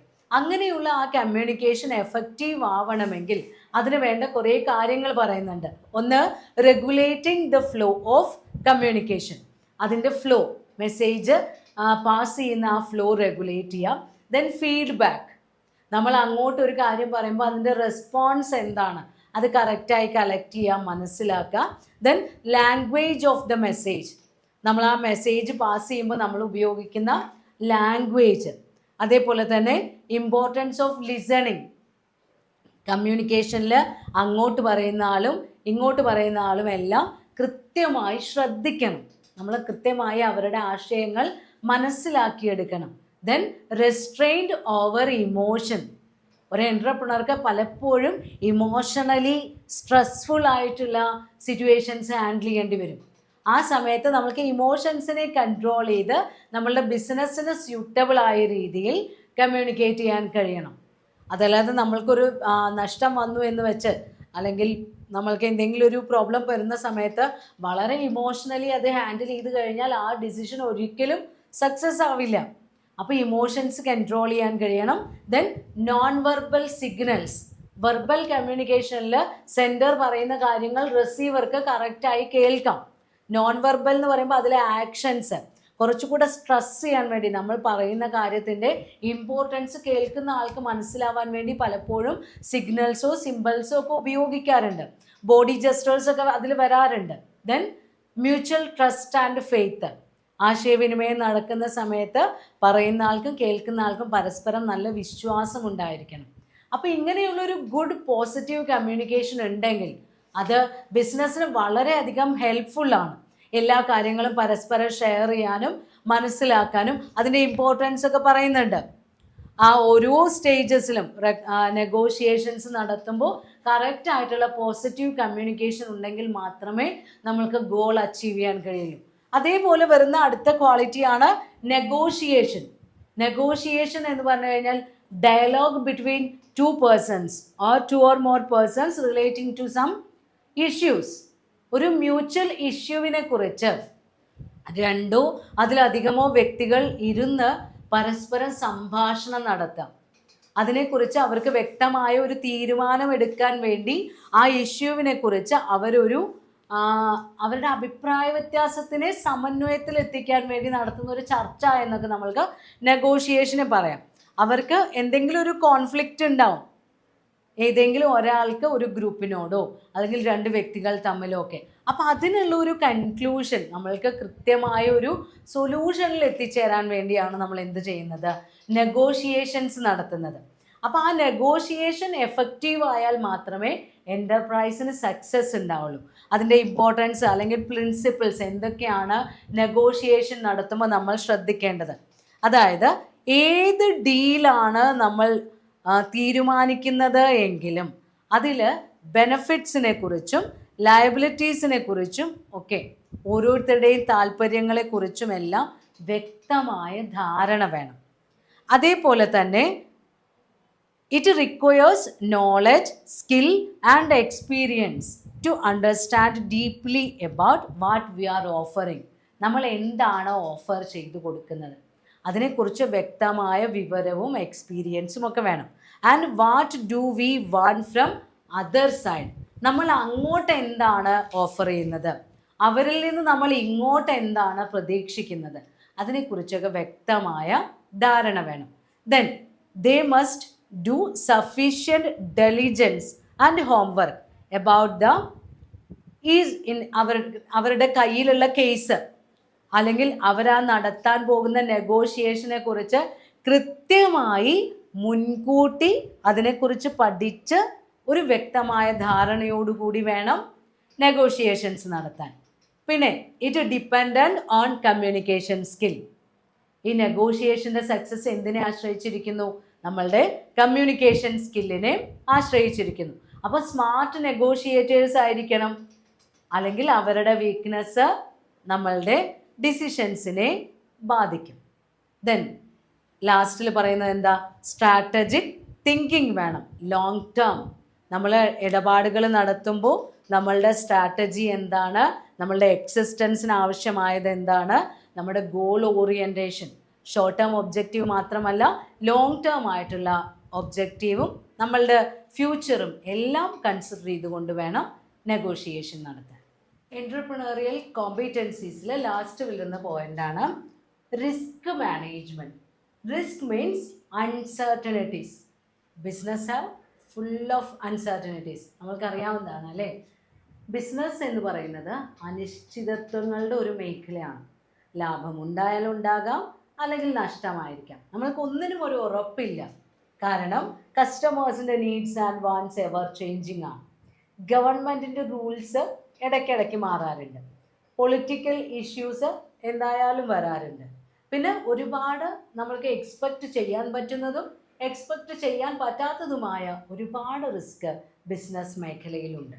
അപ്പോൾ ഈ റിസ്കുകളെയെല്ലാം പ്രോപ്പറായി ഹാൻഡിൽ ചെയ്യാൻ കഴിയുന്ന ഒരു എൻ്റർപ്രണർക്ക് മാത്രമേ അദ്ദേഹത്തിൻ്റെ ഫീൽഡിൽ സക്സസ് ഉണ്ടാവുള്ളൂ.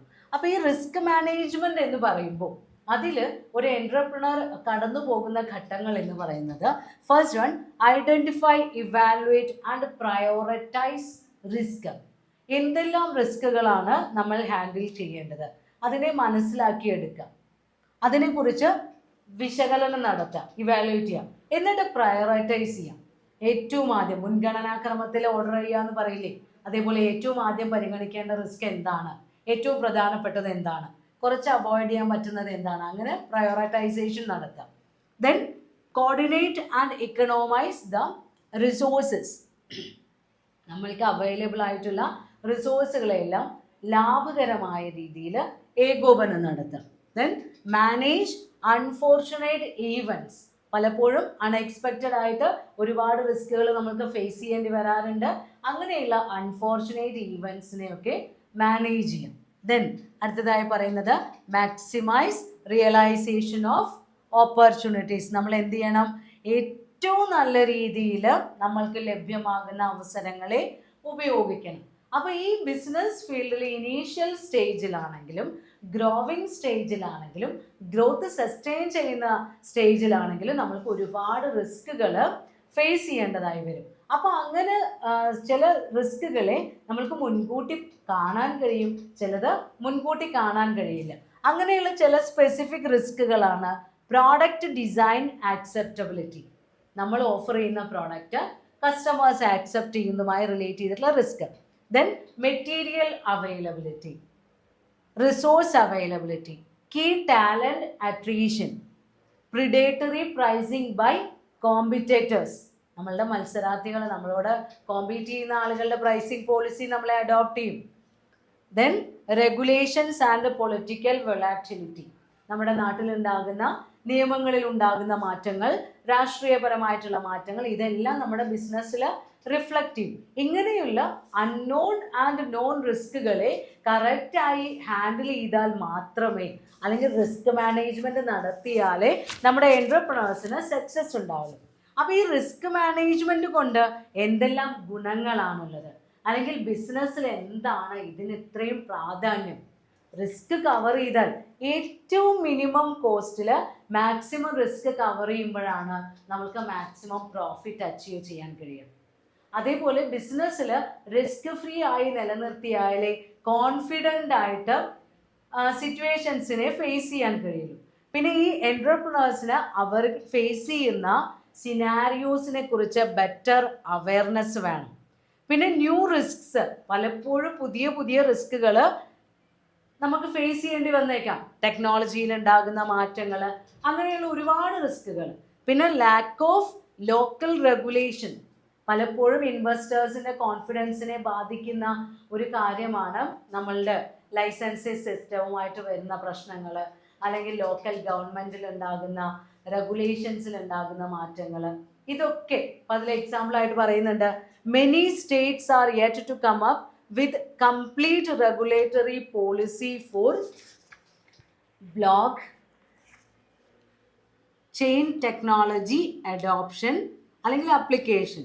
which elevates the risk level for many startups in such states. അതായത് കുറേ സംസ്ഥാനങ്ങളിൽ ഉണ്ടാകുന്ന സ്റ്റാർട്ടപ്സ് നേരിടുന്ന പ്രശ്നങ്ങളാണ് പറയുന്നത്. അപ്പോൾ ഇങ്ങനെയുള്ള ഒരുപാട് റിസ്കുകൾ നമ്മുടെ എൻട്രപ്രണേഴ്സിന് ഡേ ബൈ ഡേ ഫേസ് ചെയ്യേണ്ടി വരാറുണ്ട്. ഇതെല്ലാം പ്രോപ്പറായി മാനേജ് ചെയ്താലേ നമ്മൾക്ക് ഓർഗനൈസേഷനിൽ ഒബ്ജക്റ്റീവ് അച്ചീവ് ചെയ്യാൻ പറ്റുള്ളൂ. നിങ്ങളുടെ ചാപ്റ്റർ ഇവിടെ തീരാണ്. ഇതിലൊരു ആക്ടിവിറ്റി ആയിട്ട് മിസ്റ്റർ രാജിൻ്റെ ഒരു എക്സാമ്പിൾ തന്നിട്ടുണ്ട്. അത് നിങ്ങൾ കൃത്യമായി വായിച്ച് മനസ്സിലാക്കുക. എന്നിട്ട് അദ്ദേഹം നേരിട്ടിട്ടുള്ള റിസ്കുകൾ, ചാലഞ്ചുകൾ അതെല്ലാം മനസ്സിലാക്കിയെടുക്കുക. അപ്പോൾ ഈ ചാപ്റ്ററിൽ പറഞ്ഞിട്ടുള്ള എല്ലാ കോമ്പീറ്റൻസീസ് ഉള്ള ഒരു എൻട്രപ്രണർക്ക് മാത്രമേ അദ്ദേഹത്തിൻ്റെ ഫീൽഡിൽ സക്സസ് എൻഷുർ ചെയ്യാൻ കഴിയുള്ളൂ. അപ്പോൾ ഇവിടെ നമ്മുടെ ഫസ്റ്റ് ബ്ലോക്ക് അവസാനിക്കാം.